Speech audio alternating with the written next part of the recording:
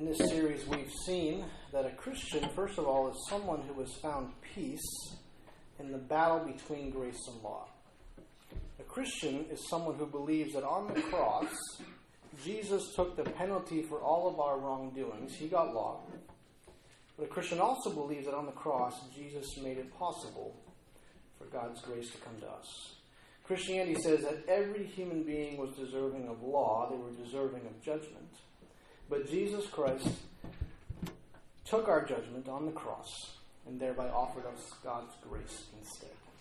So a Christian, according to Galatians, is someone who has found peace in the battle between grace and law and therefore is no longer under God's judgment. We also said a couple weeks ago that a Christian is someone who lives in step with the gospel.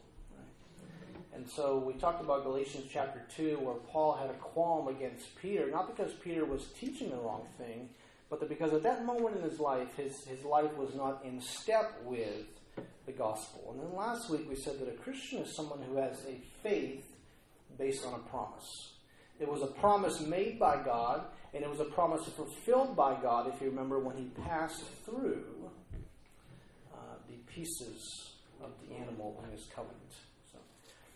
And so today we're going to see that a Christian is also someone who has had a heart transplant. A Christian is someone who has had a heart transplant. So I guess if you had a heart transplant, you're in good shape here.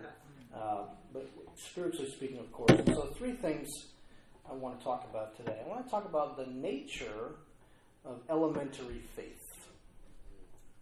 The nature of elementary faith. I want to talk about the nature of gospel faith. And then thirdly, I want to talk about the process of a heart transplant. So on each of your tables is a pad of paper. And so I'd encourage you that if you have questions as I talk, that, hey, what does this mean? Or can you expand more on this? Please write those down, because after every lesson we have a time of Q&A where you can ask questions, especially if you're learning new about the Bible. It's an opportunity for you to ask the questions that you have. All right, so in chapter 4 that Carl just read, Paul continues his argument that he took up in chapter 3. In chapter 3, Paul says that the law was our guardian until Christ came. So what does a guardian do? Well, a guardian protects you, and a guardian directs you. The law protected the Israelites from God's wrath by giving them sacrifices that would atone for their inevitable sins, and the law would direct them to their need for a Savior. The law showed them that they could not be good enough for God on their own, and the law pointed them to the fact that they needed God to make them good enough for Him. So in chapter 4, Paul offers another helpful analogy to help us understand what it means to be a Christian. So he says in chapter 4, verse 1, "What I am saying is that as long as an heir is under age, he is no different from a slave, although he owns the whole estate. The heir is subject to guardians and trustees until the time set by his father. So also, when we were underage, we were in slavery under the elementary principles of the world." So the analogy Paul uses is this. He says, if you are poised to inherit everything that your parents own. Let me pause. I saw this neat Facebook clipping that I couldn't find again. I was going to show it to you, but it had this old guy in front of his garage. The garage doors open, standing with his son. It's just packed to the brim with, all the grandfather stuff. And he says, "Just think, son, someday all this will be yours." So if you are poised to inherit, everything from your parents, until your parents hand it over to you, or until you come of age, or until they die and it's handed over, you're actually no different from the person down the street who is not poised to inherit anything from them. So in other words, before the inheritance is actually handed over to you, both the inheritor and the non-inheritor are in the same boat. They both have no inheritance. Okay?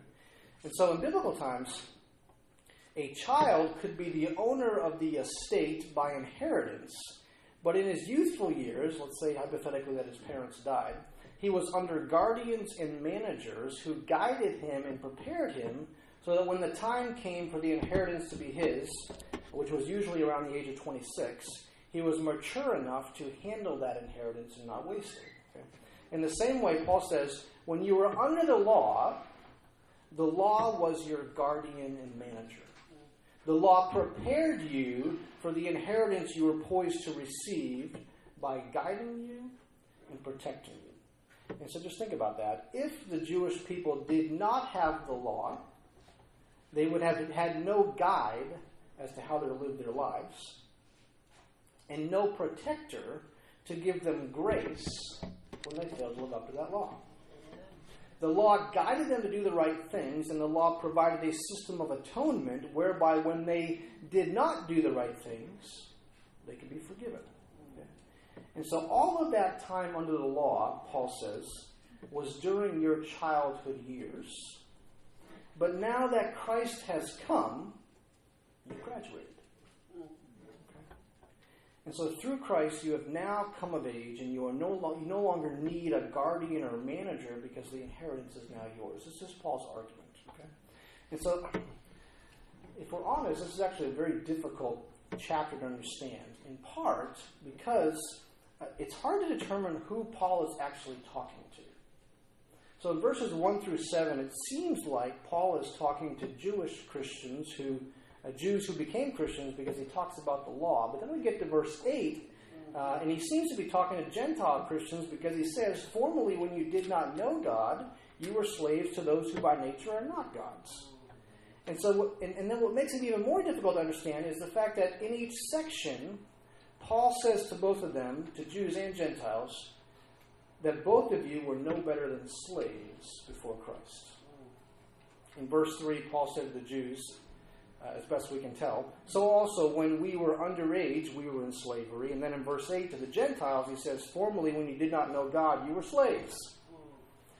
And I think the point, as I kind of thought through it and did some reading on it, the point of Paul's ambiguity here is that they were both slaves. He seems to be talking to Jews and Gentiles at the same time, and he says that before Christ came, they were both no better than each other, even though one was poised to inherit the promises of God, the Jews, and the other was not. So what Paul means is this. Practically speaking, because Christ had not come yet, neither one of them had received the promises, and therefore they were both in the same boat. They both had nothing. Okay. But why call them slaves? Why call them slaves? That's my question. Because Paul said they were both stuck under the quote-unquote elementary principles of the world. Did you see that? He actually said it twice. Okay? In verses 3 and verse 8, Paul accused the Jews and the Gentiles of being enslaved to the elementary principles of the world in their life before Christ. So what does Paul mean by the elementary principles of the world? Well, so here's where we get, I think, to the grit and grime of elementary faith versus mature faith. So think about this. Elementary faith is faith in which, after you put your faith into practice, you still aren't free. Elementary faith is a diligent practice of doing good, but never escaping the status of a slave. Elementary faith is a diligent practice of doing good, but never escaping the status of a slave. Elementary faith is doing all the good you can do to please your master, and then realizing it will never be enough to get your master to pronounce you free. Elementary faith starts out by believing that there is some line of goodness you can climb to, which will set you free from the debt you know you owe to your master, but then it comes to see that the debt you owe to your master, you can't actually pay. So here's how elementary faith works in practice. Elementary faith, according to the elementary principles of the world, works by keeping a list of do's and don'ts. Now, look at verses 9 and 10. But now that you've come to know God, or rather are known by God, how can you turn back again to the weak and worthless elementary principles of the world, whose slaves you want to be once more? You observe days and months and seasons and years. Paul said here that elementary faith is faith that believes that if you do these things, keep these rituals, you'll be free in the end.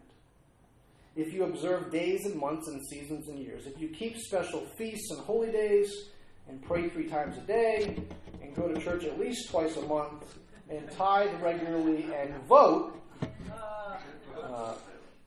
you'll be saved, God will love you, you will be free, etc., etc., etc. Elementary faith keeps a list of do's, do these things. But elementary faith also keeps a list of don'ts. So when Paul would talk to the Colossian church, he would say the exact same thing, but he'd say it a different way. Colossians 2:20, therefore, if you died with Christ from the basic principles of this world, elementary principles of this world, why, as though living in the world, do you subject yourselves to regulations? Do not touch, do not taste, do not handle. Elementary faith, according to the Bible, believes that by keeping a list of do's and by keeping a list of don'ts, you will be free.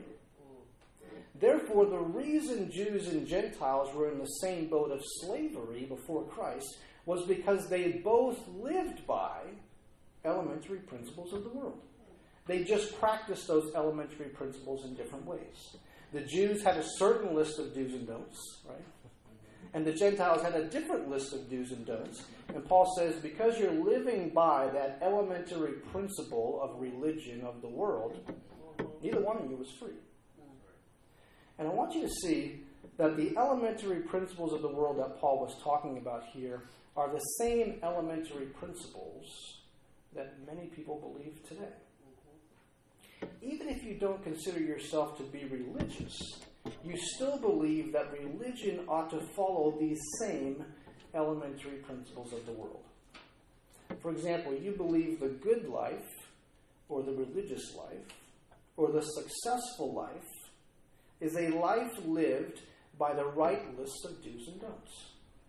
In fact, so automatic are these elementary principles that even people who have never picked up a Bible in their lives still have certain people on certain lists. These people deserve my respect because they have done these things and not done these things. These people do not deserve my respect because they have not done these things and they have done these things, right? And in the case where that person actually believes in God, that person says, these people God will take to be with him in heaven because they have done these things. And these people God will take them to be with in heaven because they have not done these things.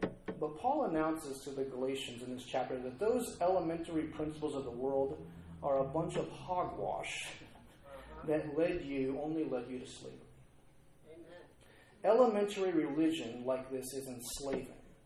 It leads no one to freedom and reduces pleasing God to a list of do's and don'ts.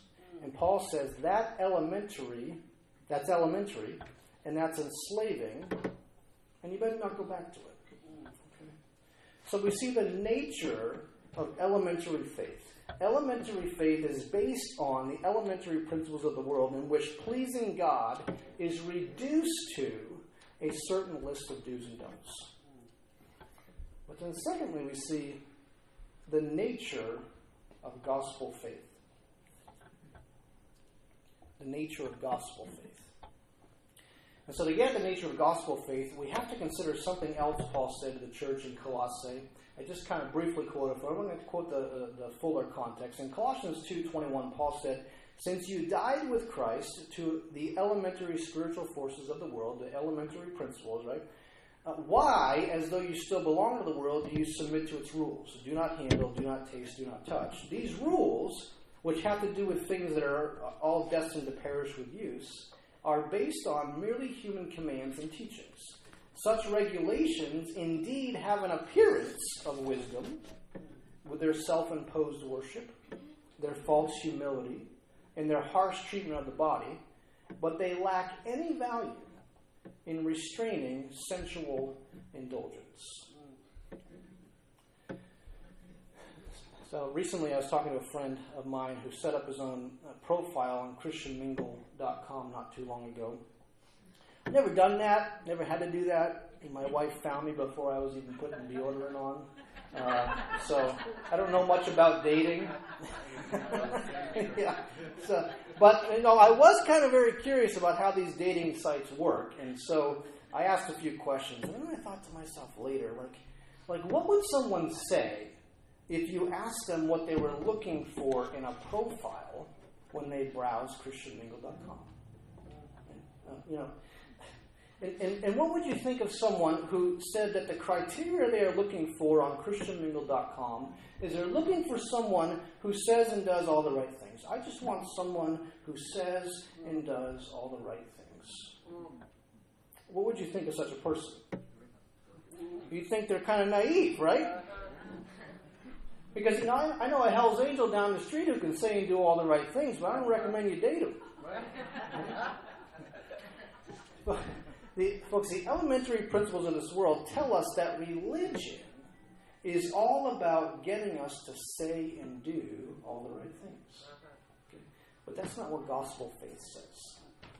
In Colossians 2, Paul says that the elementary principles of the world have an appearance of wisdom with their self-imposed treatment of the body, their self-imposed worship, their false humility, and their harsh treatment of the body. In other words, some people are so devoted to their religion that they undergo some pretty harsh and rigid ways of life. And so I think of some ancient Catholic monks who would pray in isolation for like 4 hours a day. Okay, Paul says that many religious practices have an appearance of of wisdom, but, quote, they lack any value in restraining sensual indulgence. Paul says these religious do's and don'ts, although good things, lack any power in restraining the stuff that goes on inside of us. Does that make sense? And so for that reason, it's possible to say and do all the right things and still be a jerk. Right? Because just because you say and do all the right things does not mean the right things are happening in your heart. Gospel faith is a faith which affects the heart so deeply that the way I live changes, but gospel faith is not all about changing the way I live. Gospel faith, according to the Bible, is about receiving a heart transplant. And once you have received a heart transplant, the way you live quite naturally and often radically changes. So what does it mean to receive a heart transplant?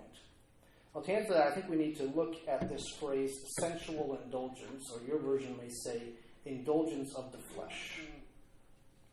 That phrase comes from the Greek word pleismonai, which, and Susan's going to correct me because she's our Greek expert here, which means a filling up, or I'm sorry, George is the Greek expert.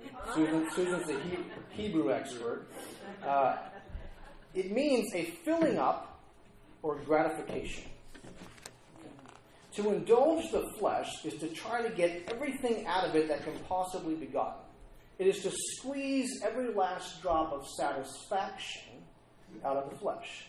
Paul said that this is what lists of do's and don'ts can't do anything about.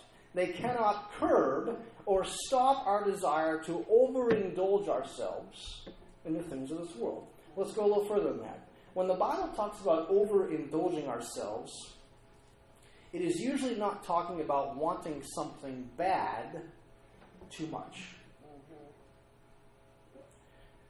When the Bible talks about lust, it is not talking about wanting something bad too much. When we lust after something, when we thirst for it, when we feel like we have to have it, we are not wanting something bad too much, we are wanting something good too much. For a man to acknowledge that a woman is beautiful is a good thing. But for a man to lust after her beauty is to want something good too much. Does that make sense? To desire justice is a good thing. But to lust after justice so as to invoke vengeance is to want something good too much. To desire success is a good thing, but to lust after success is to want something good too much. Whenever mankind takes a good thing and makes it the best thing, or the first thing, or the primary thing, the Bible says that good thing has become an idol. And there is not a worship ritual out there that can rid your heart of idolatry. The elementary principles of this world cannot do anything to dethrone the good things that you have made first things in your life.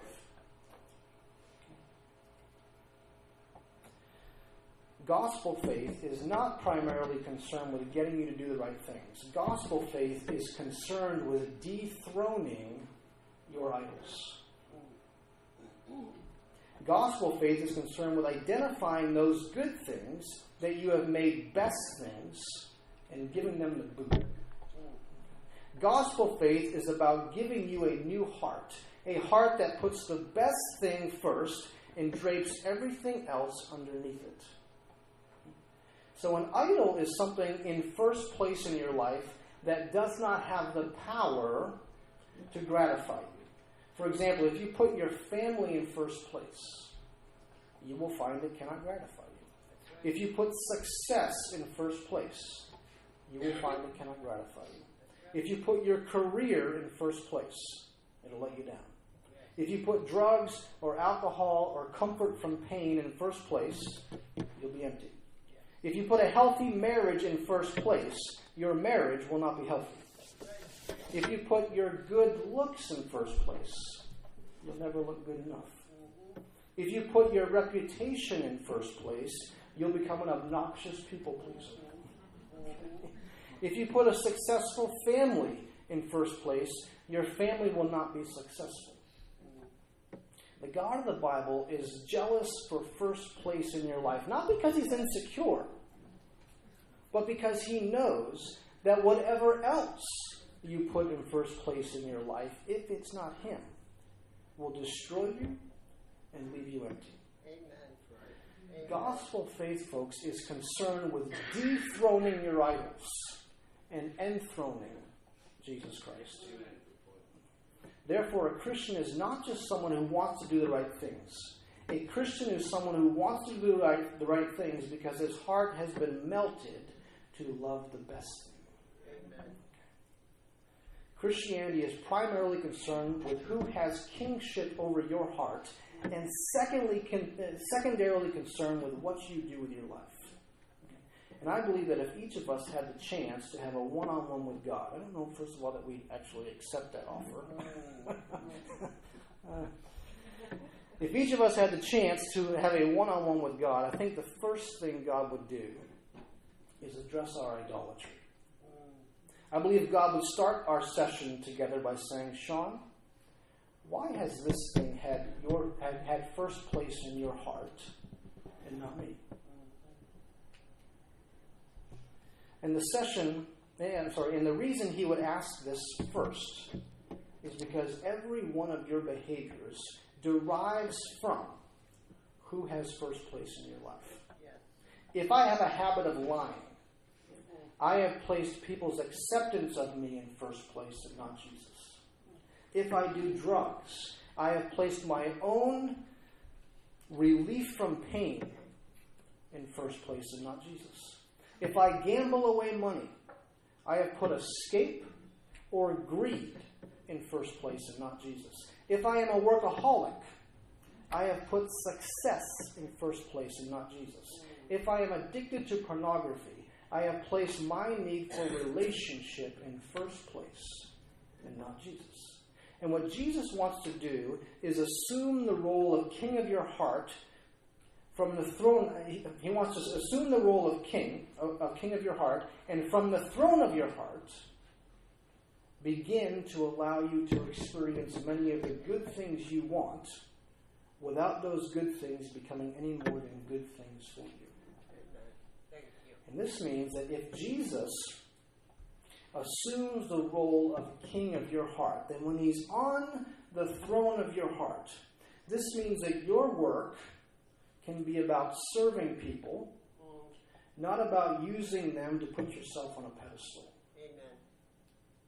Your money can be about having so you can give, not scheming so you can gain.